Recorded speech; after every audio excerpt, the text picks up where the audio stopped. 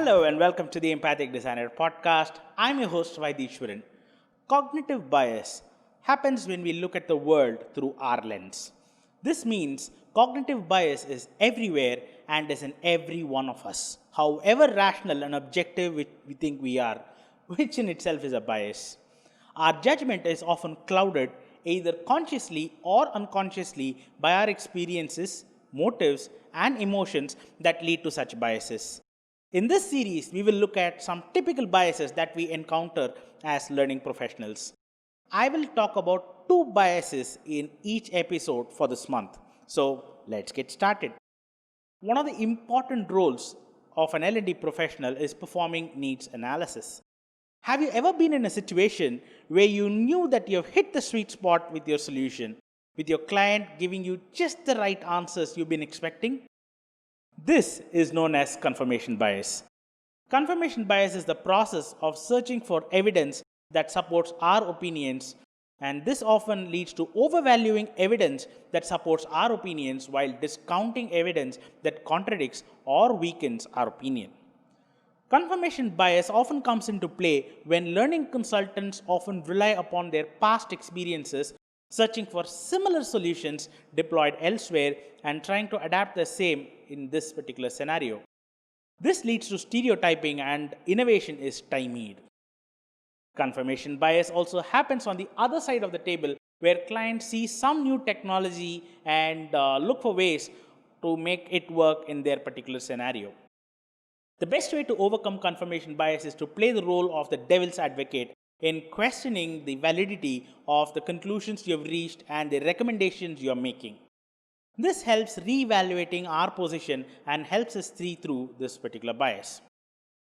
Another bias that I typically find during the solutioning phase is functional fixedness.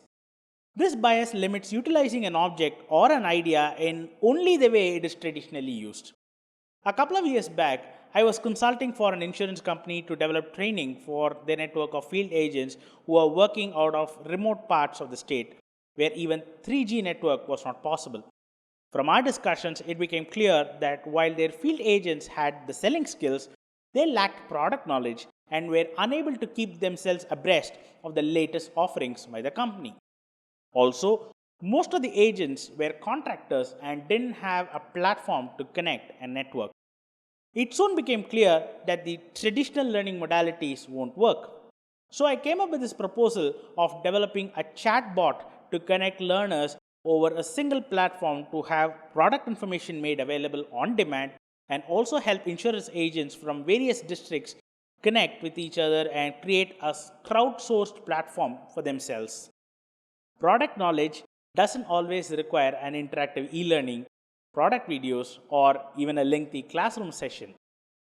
A good way to overcome this particular bias is by asking the question, if not, why not?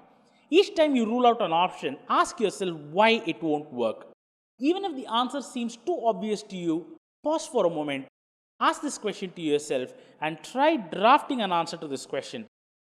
While the answers, even after careful thinking, might sound obvious in most cases, never stop doing this exercise. Your aha moment is never far away. Thanks a lot for tuning into this edition of the Empathic Designer podcast. If you like what you heard, go ahead and hit the subscribe button and also the bell icon for getting those regular updates from my channel. As always, if you have any questions, do leave me a note in the comment section below and I'd love to have a conversation with you. Thank you and have a wonderful day.